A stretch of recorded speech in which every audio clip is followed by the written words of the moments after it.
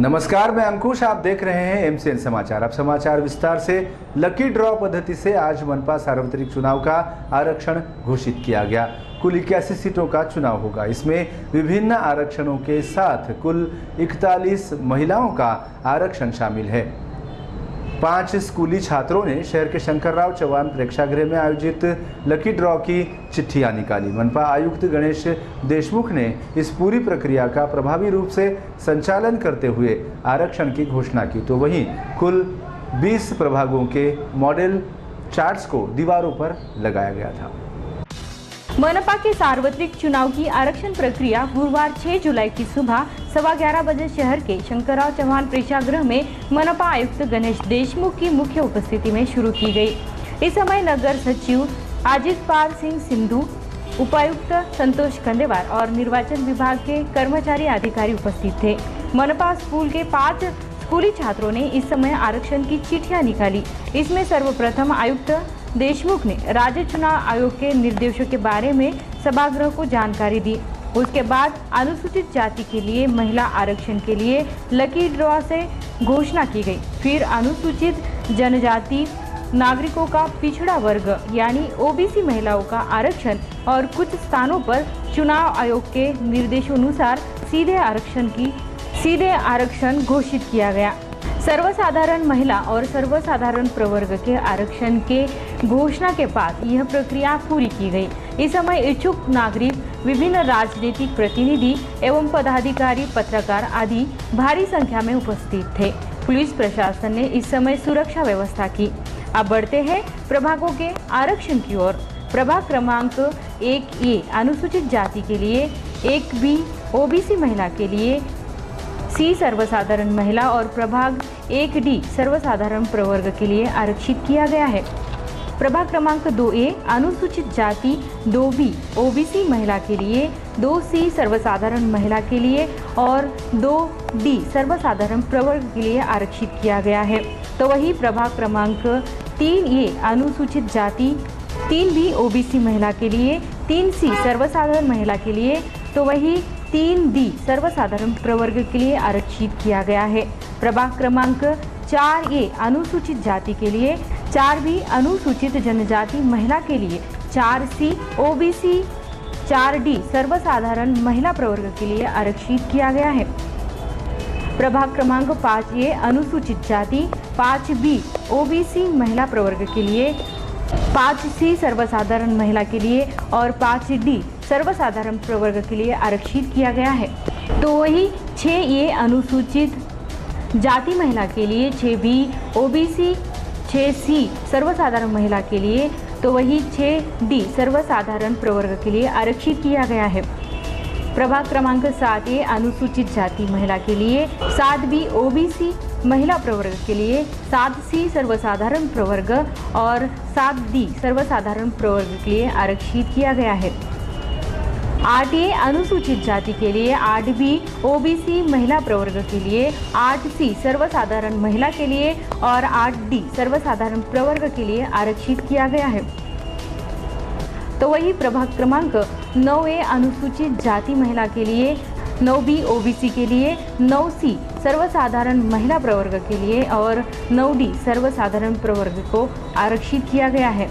प्रभाग क्रमांक 10A अनुसूचित जाति के लिए, 10B ओबीसी महिला प्रवर्ग के लिए, 10C सर्वसाधारण महिला के लिए और 10D सर्वसाधारण प्रवर्ग के लिए आरक्षित किया गया है। प्रभाग क्रमांक 11A ओबीसी के लिए, 11B ओबीसी महिला के लिए, 11C सर्वसाधारण महिला प्रवर्ग के लिए, 11D सर्वसाधारण प्रवर्ग के लिए आरक्षित किया गया है। तो वही प्रभाग क्रमांक 12A ओबीसी के लिए, 12B सर्वसाधारण महिला के लिए, 12C सर्वसाधारण महिला के लिए ही और प्रभाग क्रमांक 12D सर्वसाधारण प्रवर्ग के लिए आरक्षित किया गया है। प्रभाग क्रमांक 13A अनुसूचित जाति महिला के लिए, 13B ओबीसी के लिए, 13C सर्वसाधारण महिला प्रवर्ग के लिए और 13D सर्वसाधारण प्रवर्ग को आरक्षित किया गया है। प्रभाग क्रमांक 14A ओबीसी के लिए, 14B सर्वसाधारण महिला प्रवर्ग के लिए, 14C सर्वसाधारण महिला के लिए, तो वही 14D सर्वसाधारण प्रवर्ग के लिए आरक्षित किया गया है। प्रभाग क्रमांक 15 ये भी अनुसूचित जाति महिला के लिए, 15B ओबीसी के लिए, 15C सर्वसाधारण महिला प्रवर्ग के लिए और 15D सर्वसाधारण प्रवर्ग के लिए आरक्षित किया गया है। प्रभाग क्रमांक 16 ये ओबीसी के लिए, 16B और 16C सर्वसाधारण महिला प्रवर्ग के लिए और 16D सर्वसाधारण प्रवर्ग के लिए आरक्षित किया गया है। प्रभाग क्रमांक 17 ए ओबीसी के लिए, 17B और 17C सर्वसाधारण महिला प्रवर्ग के लिए और 17D सर्वसाधारण प्रवर्ग के लिए आरक्षित किया गया है।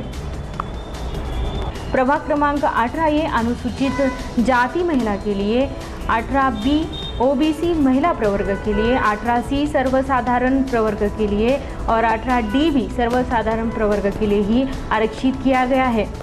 तो वही प्रभाग क्रमांक 19 ये अनुसूचित जाति महिला प्रवर्ग के लिए, 19B अनुसूचित जनजाति के लिए, 19C ओबीसी महिला प्रवर्ग के लिए और 19D सर्वसाधारण प्रवर्ग के लिए आरक्षित किया गया है। प्रभाग क्रमांक 20 ये अनुसूचित जाति महिला के लिए, 20B ओबीसी के लिए, 20C ओबीसी महिला के लिए, 20D सर्वसाधारण महिला के लिए और 20E सर्वसाधारण प्रवर्ग के लिए आरक्षित किया गया है।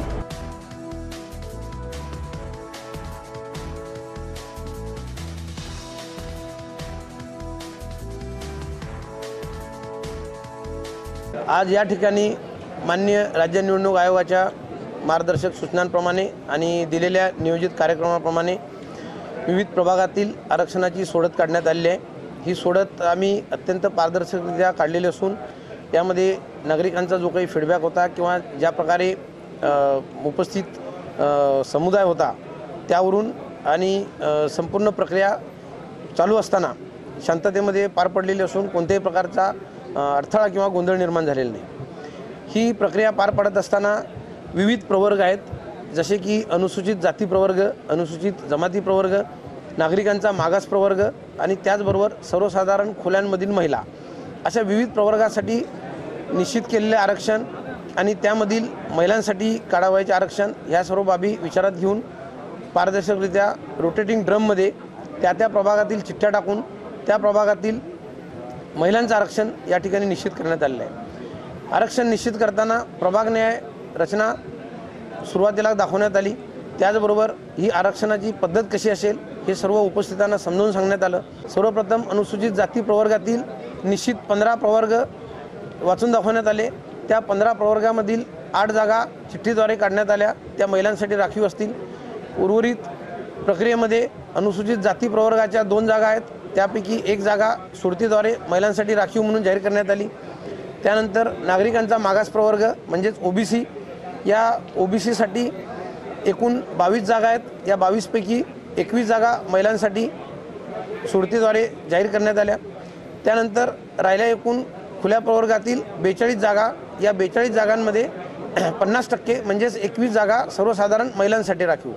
ह्या जागा नामनिर्देशन पद्धतीनं आयोगाच्या मार्गदर्शक सूचनांप्रमाणे त्या निश्चित करण्यात आल्या, ते जाहीर करण्यात आलं आणि उर्वरित 21 जागा ज्या की सर्वसाधारण जागा म्हणून राहतात त्यासुद्धा या ठिकाणी जाहीर करण्यात आल्या। आता वॉर्डच्या बाबतीमध्ये वॉर्ड फॉर्मेशन या ठिकाणी बाहेर आपण डिस्प्ले केलेला आहे।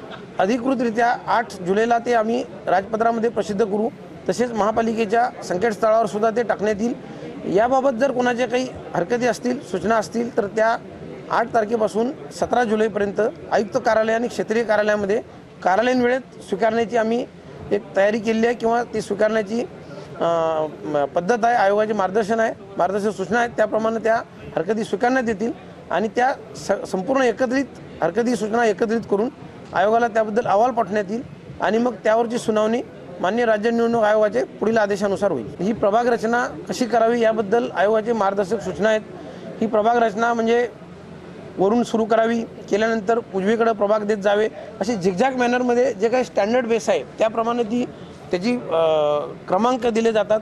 त्यानंतर त्याचा मेन क्रायटेरिया असतो वॉर्डचा कॉम्पॅक्टनेस, एक दुसरा क्रायटेरिया असतो भौगोलिक संलग्नता आणि एक सगळ्यात महत्त्वाचा क्रायटेरिया असतो नैसर्गिक बॅरियर हे ओलांडता कामा नयेत, म्हणजे अर्धा ब्लॉक इकडं अर्धा ब्लॉक तिकडं असं होऊ नये। आणि त्याचबरोबर एक अत्यंत महत्त्वाची एक सूचना आपण पार पाडतो ती म्हणजे इन्युमरेटर ब्लॉक, जो काही जनगणनाचा सेन्ससमधला ब्लॉक असतो तो ब्लॉक आपण फोडत नाही. तर ह्या सर्व मार्गदर्शक सूचनांचं आम्ही पालन केलेलं आहे आणि हे करूनच वॉर्ड फॉर्मेशन जारी करण्यात आलेलं आहे.